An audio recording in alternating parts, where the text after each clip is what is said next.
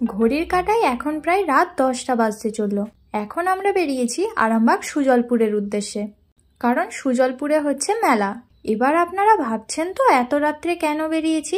ব্যাপার হলো আমাদের ক্লাউড কিচেন যতদিন ওপেন করা হয়েছে ততদিন কোথাও বেরোনোর সময় হয়ে ওঠে না আর। তাই আজ রাত 9:30টায় কিচেন বন্ধ করে যাচ্ছি মেলা দেখতে। মেলায় যাওয়ার আগে চলে এলাম জিগারদার চেম্বারে। এখান থেকে যাব একসাথে, আর দাদার সঙ্গে একসাথে যাওয়া মানে আনন্দটা দ্বিগুণ হয়ে যায়। আর সুজলপুর মেলা যাওয়ার জন্য আপনাদের আরামবাগ থেকে বর্ধমান রোড ধরে যেতে হবে। এসে গেছি এখন মেলাতে। এসেই এই বছর প্রথমে চোখে পড়লো রাইডগুলো। অন্য বছর ভেতরের দিকে থাকতো, এই বছর সব জায়গায় উলটপালট হয়ে গেছে। তো প্রথমে ছিল একটা ব্রেক ড্যান্স, তার উল্টো দিকে ছিল মিনি ড্রাগন, মানে ওই বাচ্চাদের জন্য আর কি।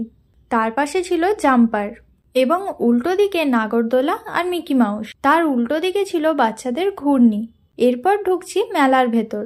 বাঁ দিকে ছিল ফুচকার দোকান আর ডান দিকে ছিল পাঁশকুড়ার চপের দোকান, যেখানে গরম গরম চপ ভাজা চলছিল। উল্টো দিকে ছিল বড় একটা রেস্টুরেন্ট, আর পাশে ছিল জুস আর হাওয়াই মিঠাই। এরপর দেখলাম একটা ঘুগনির দোকান বসেছে, তার পাশে রোল পকোড়া ভাজা চলছে।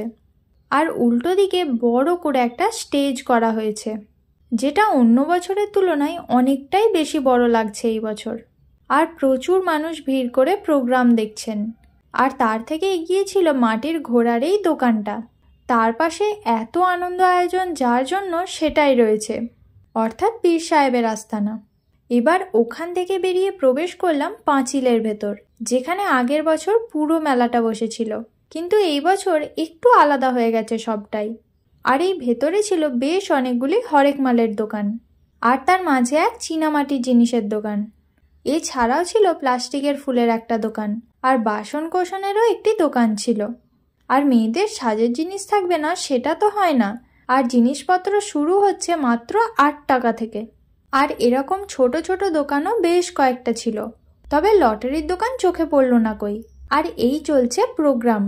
এবার অন্য এক গেট দিয়ে বাইরের দিকে যাচ্ছি, যেখানে ছিল দুটি জিলাপির দোকান। এছাড়াও বেশ কয়েকটি খাবারের দোকান ছিল, যার মধ্যে আমরা ফুচকা খেয়েছিলাম। 10 টাকায় 6টা দিয়েছিল, তাও আবার মেলাতে। মেলা দেখে চলে এলাম। আজকে মেলার দ্বিতীয় দিন ছিল, কারণ মেলাটা শুরু হয়েছে 23 তারিখে আর আজকে 24 তারিখে আমরা মেলাটা দেখতে গেছিলাম। আর মেলাটা হবে 28 তারিখ অব্দি। বেশ ছোটখাটোর উপরে মেলাটা ভালোই লাগলো। তো আজকের ভিডিওটা এখানেই শেষ করছি। ভালো লাগলে অবশ্যই একটা লাইক কমেন্ট শেয়ার করে দেবেন, আর যারা চ্যানেলে নতুন তারা অবশ্যই সাবস্ক্রাইব করে পাশে থাকা বেল আইকনটাকে ক্লিক করে দেবেন, যাতে আমার সব ভিডিওর আপনারা আপডেট পান। আর ফেসবুক পেজ থেকে দেখলে অবশ্যই পেজটাকে একটা ফলো করে দেবেন। দেখা হচ্ছে আমার পরের ভিডিওতে। আজকের মতো টাটা।